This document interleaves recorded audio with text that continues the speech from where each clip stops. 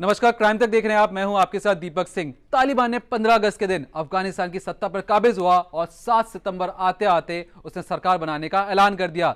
लेकिन सरकार बनाने के साथ साथ उसने कई पोर्टफोलियो भी जारी किए, जहां पे उसने बताया कि कौन होगा उनका सुप्रीम लीडर, कौन बनेगा प्रधानमंत्री, कौन बनेगा डिप्टी प्राइम मिनिस्टर और कौन होगा उनका गृह मंत्री। यहां सबसे बड़ी बात, जो सबसे अहम बात आप समझ लें, गृह मंत्री पर सीधा सीधा पाकिस्तानी आईएसआई का हाथ है, क्योंकि जो गृह मंत्री है तालिबान में, जो तालिबान ने गृह मंत्री का ऐलान किया है, उसमें पाकिस्तानी आईएसआई का पूरा हाथ है। लेकिन यहां पे हम बात इसकी करने नहीं आए हैं। बात ये सामने आ रही है कि जब सरकार बन जाती है तो पूरी मीडिया के सामने जितने भी नेता होते हैं आके फोटो खिंचवाते हैं, वीडियो जारी करते हैं, दिखाते हैं कि हम कितना अच्छा काम कर सकते हैं, हमारा आगे का प्लान क्या है। लेकिन अगर मैं आपको बताऊं, तालिबान के जो सुप्रीम लीडर हैं हिब्बुल्लाह, जो आपकी स्क्रीन पर जो तस्वीर चल रही है, ये अब तक नदारद हैं। ये 2016 में तालिबान का इन्होंने संभाला था। 2016 से लेके आज की तारीख है, जब तक ये मैं वीडियो बना रहा हूं, उस वक्त तक इनकी ना कोई वीडियो है, ना कोई फोटो सामने आई है।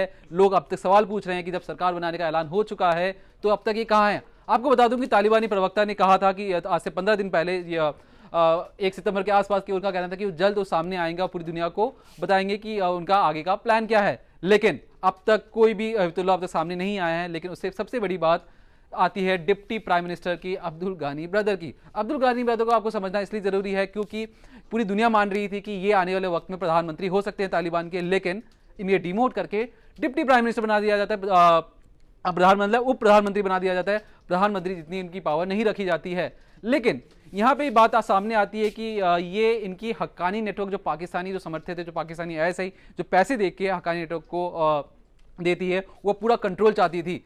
तो ऐसे बीच में खबर भी सामने आई थी कि इनके बीच में गोलीबारी हुई हक्कानी नेटवर्क और जब अब्दुल गानी ब्रदर सरकार बनाने के लिए, सरकार बनाने के मंथन कर रहे थे, उस वक्त जो अहम मंत्रालय हैं, ब्रदर चाहते थे कि वो तालिबानी नेताओं के पास में रहे, लेकिन हक्कानी चाहता था गृह मंत्रालय और रक्षा मंत्रालय जितने जैसे जो अहम, जो खासकर जो अफगानिस्तान की सत्ता में पैसों के लेन देन में जितनी भी बड़ी चीज़ें हैं वो हक्कानी नेटवर्क के पास ही रहे। हक्कानी नेटवर्क समझिए कि पाकिस्तान के पास रहे। लेकिन अब्दुल गानी ब्रदर इसे असंतुष्ट थे।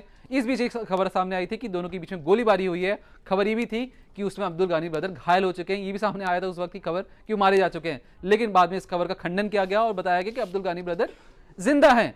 लेकिन जिंदा हैं तो ऑडियो टेप के जरिए या कहीं उनकी अब तक कोई पुष्टि हो नहीं पाई, कोई वीडियो नहीं आया है। हालांकि 2 रोज पहले, आज से अगर आज जैसे 15 सितंबर है तो 13 सितंबर के उन्होंने एक ऑडियो टेप जारी किया, जहां पे उन्होंने बाकायदा आके सफाई दी। सफाई में ये कहा कि हाँ मैं जिंदा हूं, जो लोग अफवाह फैला रहे हैं वो चीजें गलत हैं। लेकिन यहाँ सबसे बड़ा जो सवाल उठता है वो उठता है उस ऑडियो टेप में।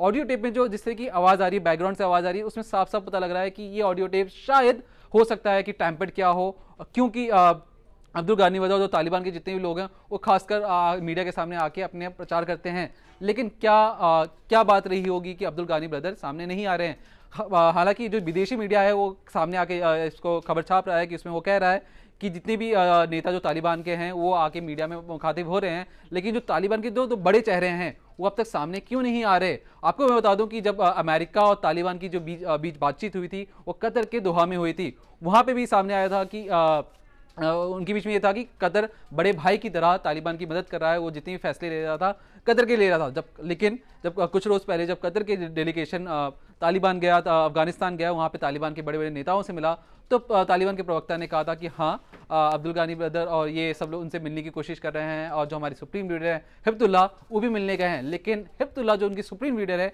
उनकी कोई फोटो सामने नहीं आई। अब्दुल गानी ब्रदर जो उनके उप प्रधानमंत्री हैं, उनकी भी कोई फोटो या उनकी कोई कहें कि कोई वीडियो सामने नहीं आई। तो इसका मतलब क्या समझा जाए कि तालिबान जो अपने आपको सामने अफगानिस्तान की सत्ता पे काबिज हुआ, वो अपने 2 बड़े लीडर को क्या बचा नहीं पाया। कहां हैं वो दोनों सुप्रीम लीडर और जो उनके उप प्रधानमंत्री, जो पहले कहा जा रहा था कि उन्हें प्रधानमंत्री बनाया जाएगा। आपको इस बीच में ये भी बता दूं कि तालिबान जो तालिबान के जानकार हैं वो कहते हैं कि ये वो तालिबान नहीं चाहता कि ये हो, जो उनके बड़े नेता उनके मरने की खबर सामने आए। कि अगर मैं आपको बता दूं, तालिबान कोई एक गुट नहीं है, तालिबान में कई गुट मिलके, कई जो छोटे छोटे संगठनों ने मिलके तालिबान गुट बनाया है। तो अगर किसी जो बड़े नेता की मरने की खबर सामने आती है तो गुट टूट के हो सकता है वो अपना अलग विद्रोह कर दे और अंदर ही अंदर तालिबान के अंदर विद्रोह हो जाए। तो तालिबान खबरों को दबाने के मामले में आगे रहता है। और ऐसा पहले भी कई बार हो चुका है कि कोई उनका जो बड़ा नेता साल भर पहले मर गया था, उन्होंने साल भर के बाद बताया कि उनका बड़ा नेता मर गया है। मुद्दा ये कि वो नहीं चाहते कि उनका जो तालिबान संगठन है वो टूटे। लेकिन इस बीच ये खबर जो सामने आना कि इनके दो जो लीडर्स हैं, जो सबसे बड़े लीडर्स हैं, इनके मारे जाने की खबर जो सामने आ रही है, वो अब इस वक्त दोनों कहाँ हैं। एक बात ये भी कही जा रही है कि अब्दुल गानी ब्रदर, आपको मैं बता दूं, अब्दुल गानी ब्रदर 2010 में इनको पाकिस्तान में गिरफ्तार कर लिया गया था, 2018 में छोड़ा गया था। किस्मत से धनी इतने थे कि छूटने के बाद से ही वो अब अफगानिस्तान में उप प्रधानमंत्री है। लेकिन उप प्रधानमंत्री बनने के बावजूद वो अभी इस वक्त खुश नहीं है। वो चाह रहे थे कि पाकिस्तान जिस तरीके से कंट्रोल करने की कोशिश कर रहा है तालिबानी सरकार को, वो इससे खफा थे। तो चाह रहे थे कि किसी भी तरीके से तालिबान का ही वर्चस्व कायम हो, लेकिन ऐसा होता नहीं लग रहा। ज्यादा खबरों के लिए देखते रहिए क्राइम तक।